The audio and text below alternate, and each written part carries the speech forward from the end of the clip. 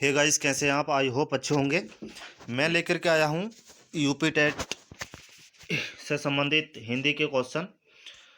आपको comments box में बताना है कि आपका स्कोर कितना हुआ। तो शुरू करते हैं आज की क्लास बिना देर किए। तो पहला क्वेश्चन है, प्रेम सागर किसकी रचना है? प्रेम सागर किसकी रचना है? तो आपने अपने उत्तर का चयन कर लिया होगा। लल्लू लाल, सदर मिश्र, इंशाअल्लाह खां, सदराम फ्लोरी। तो प्रेम सागर किसकी रचना है? तो प्रेम सागर जो रचना है वो है लल्लू लाल की। किसकी? लल्लू लाल। नेक्स्ट क्वेश्चन है हमारा, भाषा योग वशिष्ठ किसकी रचना है? भाषा योग वशिष्ठ किसकी रचना है? राम स्नेही की, राम प्रसाद निरंजनी, लल्लू लाल, राजा शिव प्रसाद सितारे हिंद। जो भाषा योग वशिष्ठ रचना है वो है किसकी? राम प्रसाद निरंजनी की। किसकी? राम प्रसाद निरंजनी की। नेक्स्ट क्वेश्चन है हमारा, नेक्स्ट क्वेश्चन है, सुख सागर, सुख सागर किसकी रचना है? सुख सागर किसकी रचना है? रविन्द्रनाथ टैगोर की, राजा राम मोहन राय, लल्लू लाल या सदा सुख लाल। तो जो सुख सागर रचना है वो किसकी है? सदा सुख लाल की। किसकी है? सदा सुख लाल। तो इसका डी सही हो जाएगा। चौथा क्वेश्चन है हमारा, भाग्यवती उपन्यास किसकी रचना है? भाग्यवती जो उपन्यास है वो किसकी रचना है? श्रद्धाराम फ्लोरी, देवेंद्रनाथ टैगोर, दयानंद सरस्वती या केशव चंद्र सेन। तो जो भाग्यवती उपन्यास जो है वो किसकी रचना है? वो है श्रद्धाराम फ्लोरी की। किसकी है? श्रद्धाराम फ्लोरी की। और भाग्यवती एक रचना और है, वो किसकी है? किशोरी लाल गोस्वामी की। आपको ध्यान रखना है, कुछ रचनाएं ऐसी होती हैं जो दो दो की लेखकों की भी होती हैं, लेकिन उनकी विधाएं चेंज हो सकती हैं। मान लो इनका अगर उपन्यास है तो उनकी कहानी हो, नाटक हो, आलोचक हो, क्या हो, वो आपको ध्यान रखना है। मगर भाग्यवती अगर ये आ जाए भाग्यवती किसकी रचना है, तो वो दोनों में से किसी की भी हो सकती है। आपको ऑप्शन के हिसाब से उसका विकल्प का चयन करना है।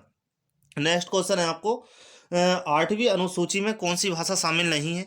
जो आठवीं अनुसूची है जिसमें भाषाओं के बारे में बताया गया है, और आपको कमेंट्स बॉक्स में बताना कि आठवीं अनुसूची में कितनी भाषाएं शामिल हैं। ठीक है ना? तो ये पूछ रहा है क्वेश्चन पांचवा, आठवीं अनुसूची में जो चार विकल्प दिए गए हैं इसमें से ऐसी कौन सी भाषा है जो शामिल नहीं की गई है? बोडो है, नेपाली है, भोजपुरी है, तो उड़िया है। तो इसका सही आंसर क्या हो जाएगा?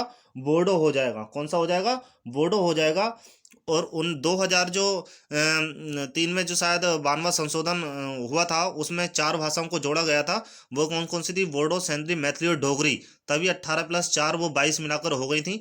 तो आठवीं अनुसूची में 18 और वर्तमान में कितनी है? 22 भाषाएं हैं, जिसमें से किसी किसी जोड़ा गया था बोडो, सेंधली, मैथिली और डोगरी। यहाँ पर पांचवें क्वेश्चन में बात चल रही है पहली, तो आठवीं अनुसूची में कौन सी भाषा शामिल नहीं थी उस समय? तो कौन सी शामिल नहीं थी? बोडो शामिल नहीं थी। कौन सी? बोडो शामिल नहीं थी। ये आपको ध्यान रखना है।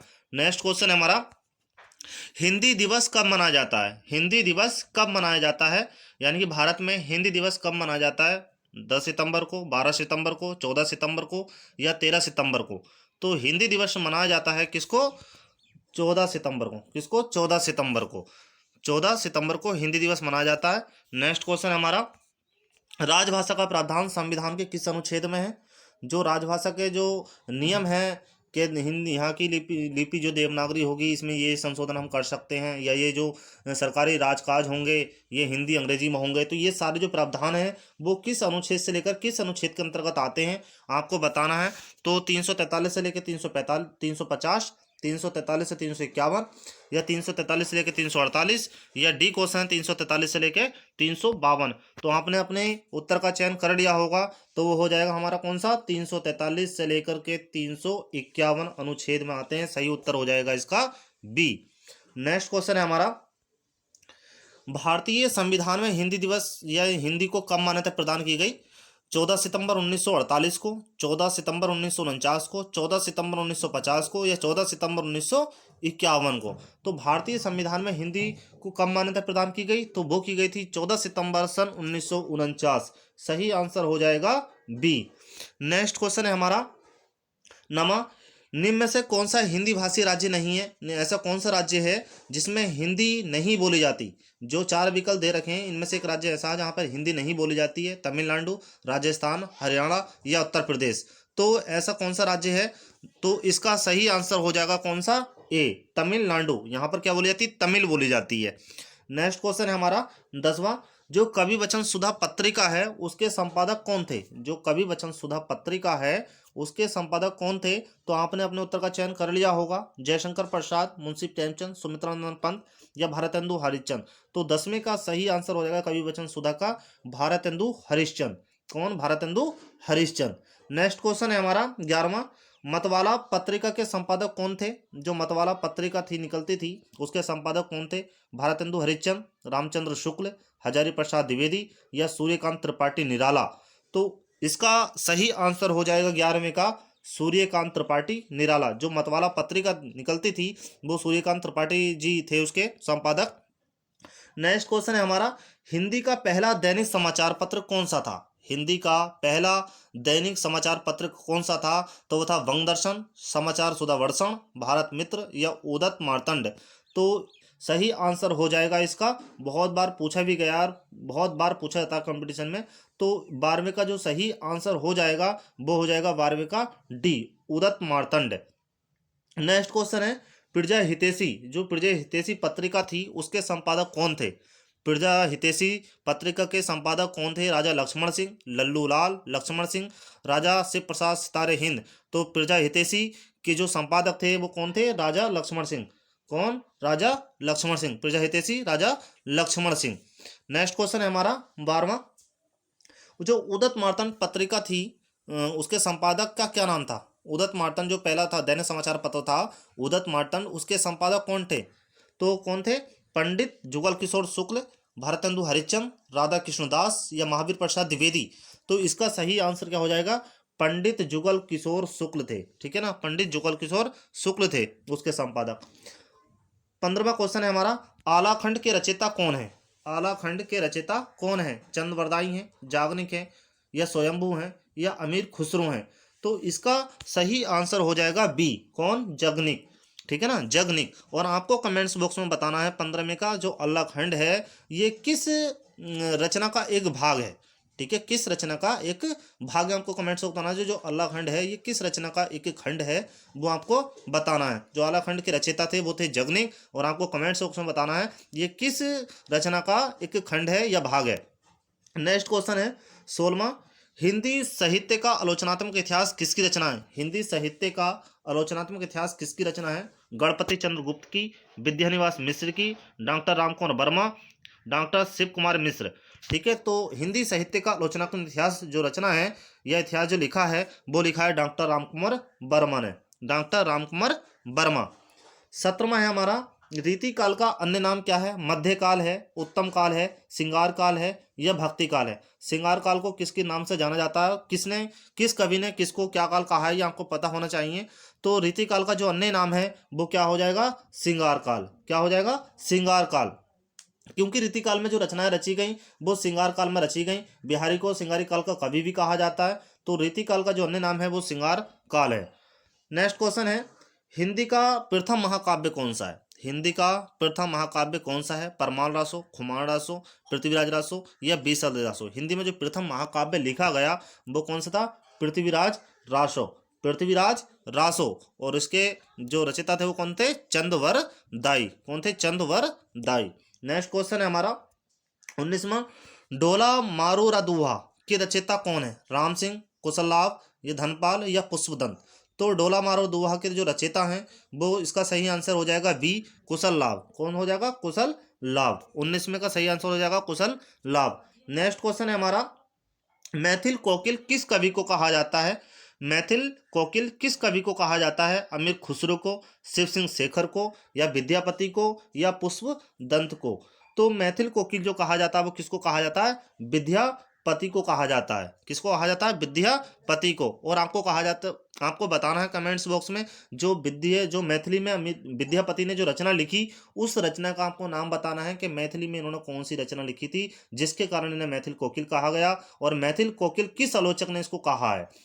विद्यापति को मैथिल कोकिल की संज्ञा किस आलोचक ने दी है आपको कमेंट्स बॉक्स में बताना है। नेक्स्ट क्वेश्चन है आलाखंड रचना किस ग्रंथ से संबंधित है? देखो पहले पूछा गया था आपसे कि जो आलाखंड है उसके रचयिता कौन है, तो जगनीक थे।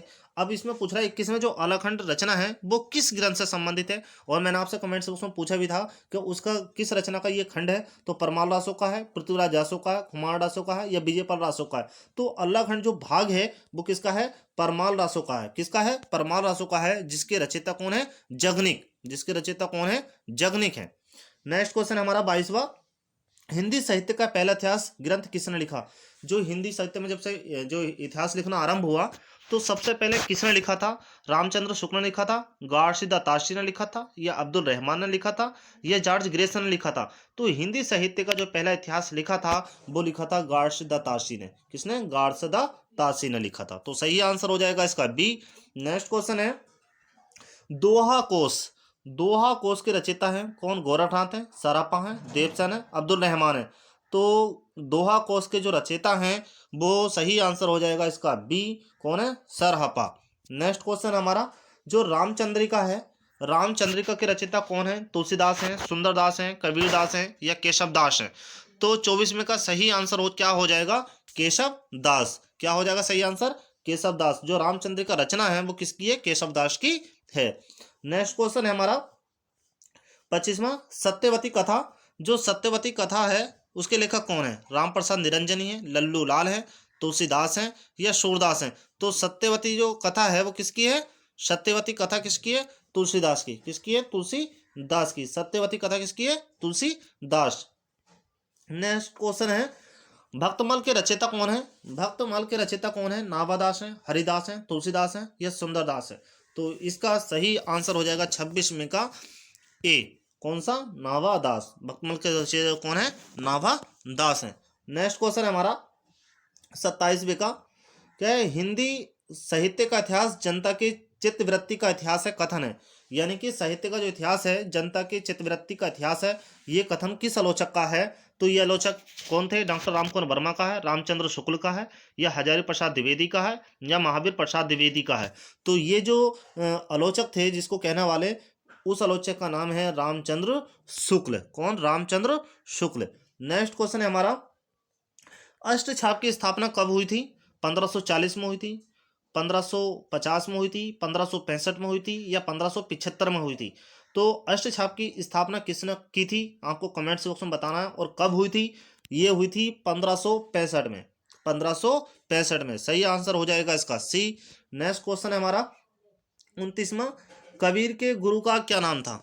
कबीर के गुरु का क्या नाम था? रैदास था, रामानंद था, प्रेमानंद था, या रामानुजाचार्य था? तो कबीर के जो गुरु थे वो कौन थे? रामानंद। कौन थे? रामानंद थे। कबीर के गुरु का क्या नाम था? रामानंद। और आपको कमेंट्स बॉक्स में बताना जो कबीर के शिष्य थे उसका क्या नाम था? कबीर के शिष्य का क्या नाम था? आपको कमेंट्स बॉक्स में बताना जो कबीर का शिष्य थे, ठीक है, उनका क्या नाम था। नेक्स्ट क्वेश्चन है हमारा कबीर की भाषा को वाणी का डिटेक्टर किसने कहा है? किसने? कबीर की भाषा को वाणी का डिटेक्टर किसने कहा है? रामचंद्र शुक्ल ने कहा है, हजारी प्रसाद द्विवेदी ने कहा है, डॉक्टर रामकुमार वर्मा ने कहा है। और इसमें हजारी प्रसाद द्विवेदी 2 बार आ गया है। तो कबीर की भाषा का जो वाणी का डिटेक्टर कहा वो किसने कहा? आचार्य रामचंद्र शुक्ल ने कहा। किसने कहा? आचार्य रामचंद्र शुक्ल ने। आई होप तो मेरी वीडियो पर आपको पसंद आई होगी। अगर मेरी वीडियो आपको पसंद आए तो लाइक करें, शेयर करें, कमेंट्स करें, शेयर करें। और इसी तरह से आपको प्रैक्टिस से पाने के लिए मेरे चैनल को सब्सक्राइब करें, ठीक है, ताकि मैं इस तरह की वीडियो आपके लिए और बना सकूं।